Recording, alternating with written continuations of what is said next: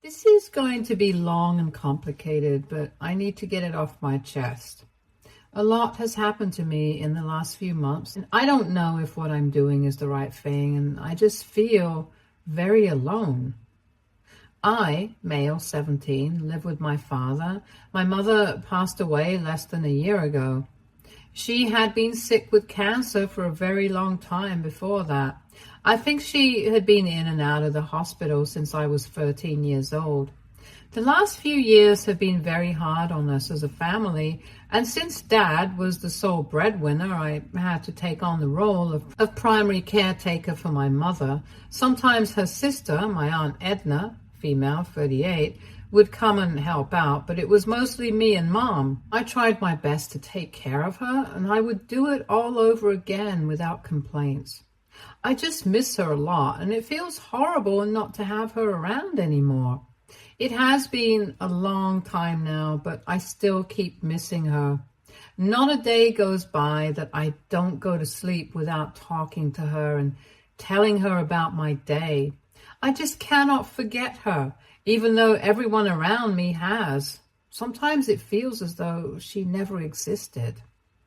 The same is not true for my father. I don't know why, but he has changed a lot. It didn't take him long to move on from Mom. He took all her photos down. He doesn't talk about her, and he doesn't have any mementos of hers with him. I don't know why he is this way, because I saw them being deeply in love ever since I was a child. It was just the three of us, and the house was full of so much love and happiness. And then Mom got sick, and suddenly all of it faded away. I remember that by the end, Dad had become very snappy and irritable, and I should not be saying or feeling this, but it felt as though he was waiting for her to die. He started staying longer at work and used to avoid being with her. It was horrible to watch, but thankfully, Mom was too tired to realize and understand that her own husband was ignoring her. I tried my best to fill his shoes, but I don't think I did a very good job of it. And then my dad did something that nobody had ever imagined. He started dating Aunt Edna a few weeks after Mom's death. I don't think I have ever felt so angry and betrayed by anything in my life, and I don't think I ever will. How could he move on so quickly? Mom and he had been married for 20 years. How was it so easy for him to just replace her with someone else, and not just anyone, but her own sister? It was disgusting. My father told me that he did not expect me to understand right now, but I would understand when I'm older. But as of now, I just needed to respect his decision. I told him that I hated him and would never respect his decision to get together with his dead wife's sister. I asked him how it was so easy for him to just move on so quickly, but he didn't say anything. I had a huge fight with him where I called him all sorts of names, but all he could say in his defense was that I would understand his position someday. I told him that he was a disgusting piece of shit and that I hoped I never became a man like him.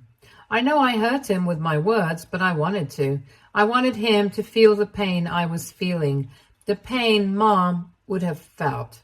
She would be so distraught if she found out what was happening only months after her death. It was vile and disgusting, and everyone was making me feel as if I was the villain because I wasn't accepting their relationship. Even Aunt Edna tried to talk to me, saying that I should be happy this is happening in the family so that she can help me move on better. I wanted to slap her right then. I told her that this was not a breakup that I needed to move on from. This was my mother she was talking about, and I would never move on from her death. I also told Aunt Edna that just because she had replaced Mom in Dad's life did not automatically mean she could do so in my life too. She told me that she didn't want to replace anyone, just start a new family. I told her that I was not interested in a new family. My family was my mother and my father, and if He chose to have a new family with her so soon, at the cost of my mother's memories. I did not want to be a part of this family. Both of them tried to convince me multiple times, but I refused to budge. It got so bad that I used to keep myself locked in my room all the time and only came out to eat or go to school. I shut down every attempt from my father to talk to me, and gradually he stopped trying altogether. So it was as if we were in some kind of stalemate in the house. We didn't speak to each other and just kept to ourselves. It was toxic and suffocating, and I know Dad was hoping that I would relent so he could strong-arm me into accepting their relationship, but I stayed firm. I could not allow this, and I know he didn't need my permission to do anything, but I knew that I could never accept something like this, especially so soon. I had thought that this was the lowest he could go, but he surprised me completely. A month and a half ago, my aunt and my father's new girlfriend moved into the house. Things had not normalized between Dad and me by that time. He did not tell me what he was doing, and I got no heads up. I just woke up one morning to a lot of commotion, and I saw Aunt Edna with suitcases and boxes. I asked her what was happening, but she didn't say anything and stormed to her room. I went to Dad to ask him what was happening in the house, and his only reaction was, "Oh, so now you talk to me?" I wanted to punch him right there, but I knew I couldn't. It was repulsive. I knew what was happening, but I just did not want to accept it. This wicked woman was not happy just winning over Mom's husband. Now she had to take over her house and her memories too. Every single second in the house after that felt like someone was strangling me. I couldn't bear to be around them. I had quietly shifted most of Mom's boxes to my room, and that was my only solace. I knew that if Aunt Edna got the chance, she would throw away or discard Mom's things the minute she got her hands on them. She tried to do it too. She asked Dad multiple times where Mom's things were kept, and Dad kept saying that I had them in my room. She has tried to enter my room multiple times on some pretext or another, but I just don't let her in. I can't stand having her in the same space as my mom. Even when I go to school, I lock my room so that she can't come in and mess with my things. I just want to be able to leave this place. Things changed 2 weeks ago. Aunt Edna's daughter, Rachel, female 19, came home. Now, Rachel and I have had a fairly good relationship. We are close in age, so we spent a lot of time together growing up. It was as though I had a real sister. But then Mom got sick, and I spent most of my time caring for her, so Rachel and I kind of drifted apart. We did keep in touch, but we weren't as close as we used to be. Aunt Edna moved Rachel into the house 2 weeks ago. I was kind of happy to see her because I felt I would now have someone to talk to. But Dad said that since there wasn't enough room in the house for 4 people, I needed to crash at a friend's place for a couple of days until they figured something out. I looked at him in disbelief. I asked him that if the house did not have space for 4 people, which it never really did, why did he allow Rachel to come here? He said Rachel was in trouble, and as family, it was our duty to help her. I said I was his family too, just like Mom was, but he had no issues in dropping us the minute Aunt Edna waltzed into his life. He didn't say anything to that, but told me I had to compromise and stop being difficult, or he would be forced to take action. To be honest, nothing this man does really surprises me anymore. He has sunk to such a horrid level that now I expect him to be a disgusting piece of crap anyway. I wasn't worried about myself. I could have actually crashed at a couple of friends' places. I was worried about Mom's stuff. I knew that with me gone, Aunt Edna would try and do something to that, and I wouldn't be able to stop it. And my dad doesn't care enough about either me or his dead wife to stop Aunt Edna. I was worried sick about Mom's stuff, and I just didn't leave. I went to my room and locked myself inside. Edna kept on banging on the door a couple of hours later, asking me to come out so that we could talk. But I just didn't listen to her. I didn't leave my room that day. I was mortified about what could happen, and my paranoia was reaching new heights. The next day, I woke up quite early, locked my room, and went downstairs to grab something to eat. To my utter shock, Dad was sleeping on the couch, waiting for me, it seems. The moment he heard me, he got up and told me that he wanted to talk to me. I said I was not interested in talking to him. I tried to grab something from the fridge and sprint back upstairs, but he blocked my way. I tried to move past him, but I was unsuccessful. He told me point blank that I had a week to move out because they couldn't house me anymore, and that he was choosing Rachel over me because I was an insufferable and ungrateful brat who had no gratitude for what he was doing for me. So he would just stop doing it. He told me the maximum he would do out of the goodness of his heart was to send me some money for expenses, but that I needed to leave and make room for his new family. I had tears rolling down my eyes. I didn't even recognize this man. I thought I had only lost one parent, but that was when I realized my other parent did not even look at me as his child. I was just a person to him, or rather a burden that he could shrug off any time he wanted, and I knew that I was powerless in front of him. I could not do anything. I had to listen to him because at the end of the day, this was his house, and he was the one who was feeding me and taking care of me, and he did not owe me anything. At any given point in time, he could just choose to stop supporting me, and I had to be okay with that. I'm turning 18 soon anyway, so he can use that as his defense as well. I know it is favoritism and hypocrisy because he is willing to house and support a 19-year-old Rachel, but not his own son. I don't know what has gotten into him, or maybe he was always like this, a selfish and disgusting human being, and it just took this tragedy and trauma to see him for what he really is. I didn't say anything, went back to my room and cried my heart out. I was being abandoned by my only living parent, and despite everything he had been doing to me for the last few months, it still hurt. We hadn't been talking to each other, and I had begun to realize that maybe I didn't matter to him. But I had still held out hope that one day things would get normal and we could go back to being father and son again. Clearly, that is never going to happen, and I feel like a moron for believing that this was even a possibility. He didn't love me, and he didn't care what happened to me.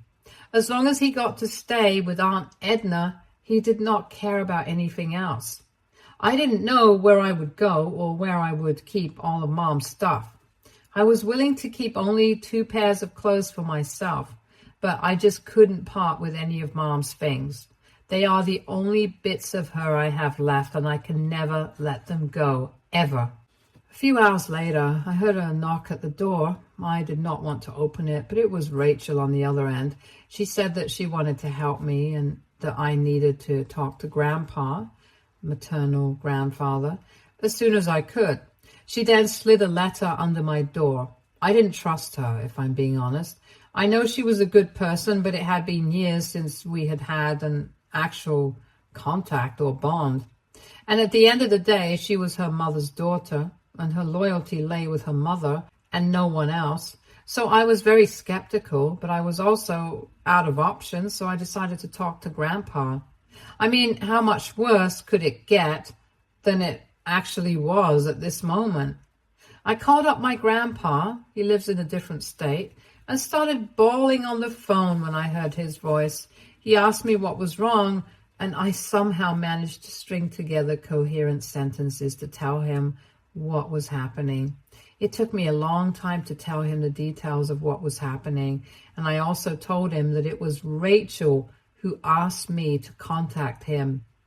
He said that he was very happy to hear from me, and he had actually been asking my dad to get me to talk to him for a few months now. But Dad kept saying that I wasn't interested in talking to him. He had wanted to call me, but he had lost his phone and all his contacts, and Dad never gave him my number. He told me that he would take care of everything and that I didn't have to worry. He said that he would be flying down to my city as soon as possible, but I had to be very careful and not reveal this information to anybody. He said that he would be in touch and that I didn't have to worry about anything. But until the time he comes, I had to ensure that I stayed in the house and didn't move out. He said that he would try to be here by next week, but if that didn't happen, he would let me know. He explicitly told me to not leave the house unless and until he comes, and to not leave Mom's things unattended or unlocked. I felt both frightened and relieved after talking to him. Relieved because I know he will do something and either get me out or make my father see sense, and also because it feels good and light to be able to talk to an elder. I have been an adult for a long time now, and I just want the luxury to be a kid for a while. And I was frightened because I really did not know what would happen now. It seems so serious, and Grandpa has always been the jolly kind. I know he lost his daughter, but I have my doubts that he is going to stand up for me in front of his other daughter. Things just seem like a mess right now, and the only thing I can do at this point is wait it out. I can only wait for him to come and save me from this mess that my life has become. Update 1. Things have taken a drastic turn now. It now makes absolute sense. I had no idea why Dad was behaving this way earlier, but now that Grandpa is here and he is sorting things out, I get what's happening. Grandpa came a week ago and asked me to meet him. He sent me the address of the hotel he was staying at. He told me to get all of Mom's things and that he would send a car. I moved my stuff and Mom's stuff out and told Dad and Aunt Edna that I was leaving. Rachel was at work at that time. I went over to Grandpa's room in the hotel with all the stuff, and he started rummaging through it looking for something. He finally found what he was looking for. It was a document, but not just any document. They were the papers of the house we currently live in. Then he told me what was really happening. When Rachel and I were born, Grandpa had gifted houses to both of us. Extravagant, I know, but he's loaded, as I have found out. He said that he wanted to do something for us, and instead of setting up college funds, he outright bought us houses. Now, the house that is legally supposed to be mine is the one that we lived in all my life. The issue, however, was that since we were minors, both Rachel and me, the house was under the legal guardianship, for lack of a better word, of our respective mothers until we turned 18. I had never known anything about this, and I don't blame Mom at all because she was very sick, and it might have slipped her mind. Why Dad didn't say anything to me is a different question altogether. Anyway, the houses were supposed to come to us when we turned 18. Rachel's house was formally transferred into her name a year ago, a couple of months after she turned 18. It's the same house that Aunt Edna and Rachel had been living in. Now, the issue with my house was that since Mom had passed away before I turned 18, the house would temporarily go to my other guardian, that is my father, until I turned 18. That was what was originally intended. And Grandpa suspects that Aunt Edna and Dad are scheming together to get the house transferred into their names legally, or just steal the papers before I turn 18 so that I cannot do anything about it. This is also why Dad never told me about the house, according to Grandpa, and now it all makes sense. Why they kept trying to look through Mom's stuff, why Dad has been aloof, and why Aunt Edna has suddenly come. I asked Grandpa what happened to Rachel's house, and he said that the minute Rachel got to know what her mother was up to, she kicked her out of the house. It caused a huge rift between mother and daughter, but they haven't been seeing eye to eye for a couple of years now. That seems strange to me, because if that was so, why had she come to live with us? Grandpa said that Rachel was worried about me and even more concerned because Aunt Edna had moved in with Dad. She had been in constant touch with Grandpa, and both of them had decided that I needed to be moved out and I needed to know the truth about everything. That was why she had come home, but nobody suspected her, and Aunt Edna thought that she was trying to make amends. I asked Grandpa what we could do now, since I still had a couple of months before I turned 18. Then Grandpa told me that Mom had actually begun to suspect that Dad had designs on the house when she was sick. She also had a hunch that Dad was having an affair, but she did not know who it was. I think it was Aunt Edna all along.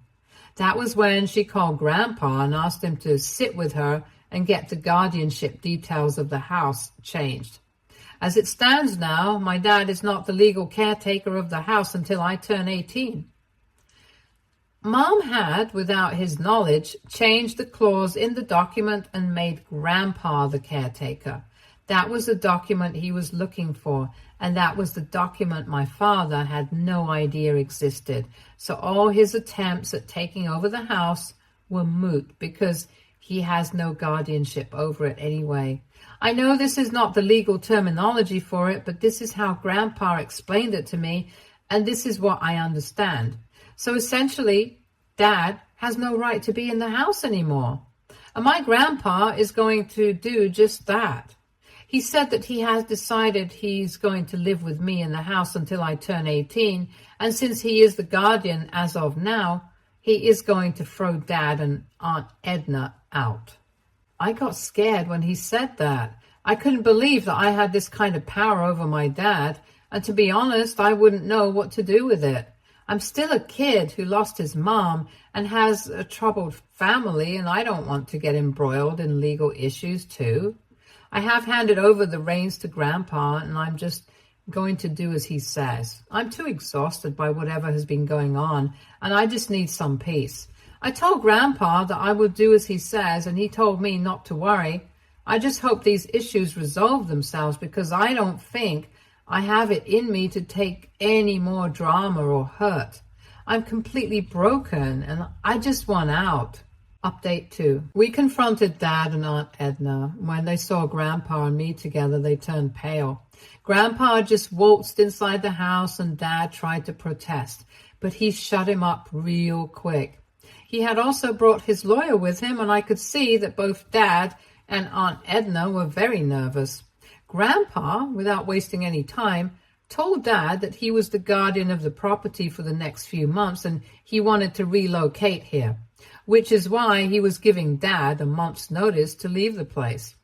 My dad got up and started yelling at Grandpa that he had no legal standing, and very harsh words were exchanged. My grandpa just showed him the copy of the new papers, the ones that Mom had made in secret, and my dad's jaw hit the floor. He said that this was a forgery and that he didn't believe it. But Grandpa said that Mom had the right to change the nominee whenever she wanted to, and she had done it. So Dad couldn't really do anything but accept it. Dad could not believe that this had happened, and neither could Aunt Edna. Rachel was laughing. It genuinely seemed that she was enjoying this entire meltdown, and for the first time, she came over to my side and hugged me. I hugged her back and thanked her for everything she had done for me. When Aunt Edna saw this, she realized that Rachel had gone behind her back to help me, and she yanked her arm and slapped her straight across the face. She hit her really hard, and now Rachel has a cut on her face. And the badass girl that she is, she just started grinning and said that she was now going to press charges. Aunt Edna sank to the floor in tears. She kept on saying that she was her daughter and that she couldn't do something like this, but I could see the hate in Rachel's eyes. She's not going to let Aunt Edna get off easy. Dad realized that all of this was developing into a huge shit show, and both he and his little girlfriend were caught on the wrong side. Here, he starts to make amends. He tried to take me aside and talk to me, but Grandpa stopped him. He said that there was no need now to talk to me since he had made it very clear that his loyalties lay with Aunt Edna, not me. Dad said that this was between father and son, and Grandpa had no right to interfere. I told Dad that Grandpa has every right to interfere, and I did not want to talk to him anyway. Nothing he could say to me now would make any difference. And finally, all the pent-up anger came out. I called him every name in the book and told him everything that I really thought of him. I told him that he was a failure of a husband and dad, and therefore a failure of a man. I said that he had the chance to make things right and to let us be a family again, but he was too greedy and selfish to ever want anything that would ease others' pain. I don't even remember half the things I said because I had no control over myself in that moment. When I stopped, everyone was quiet. Rachel just took me upstairs to my room and sat with me for a long time. I feel so grateful that I at least have someone to look out for me, my sister and my grandfather. I don't know what I would be doing if they hadn't been here with me. I don't know what is going to happen next, but at least I know that I won't have to fight this battle alone anymore.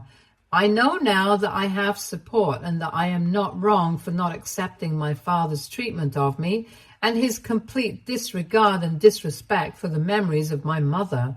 Update 3. This will be my final update for all of those who were hoping for a dramatic and teary-eyed reconciliation between father and son.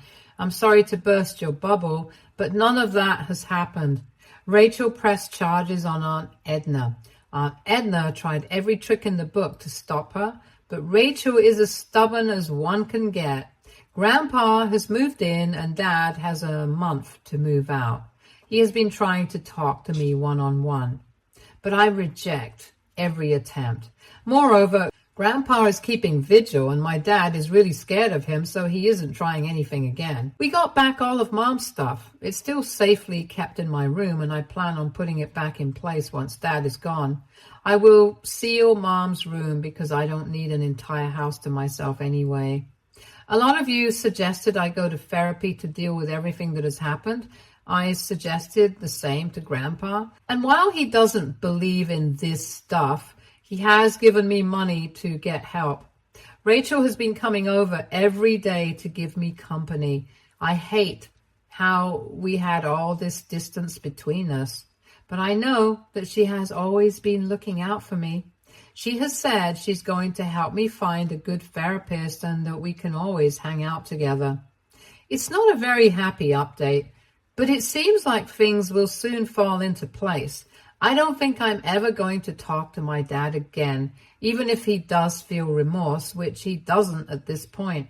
The trust has been broken and nothing on earth can make it the same again. Thanks, Reddit. You have helped a lot. Stay tuned for more stories from Our Girl Relationships.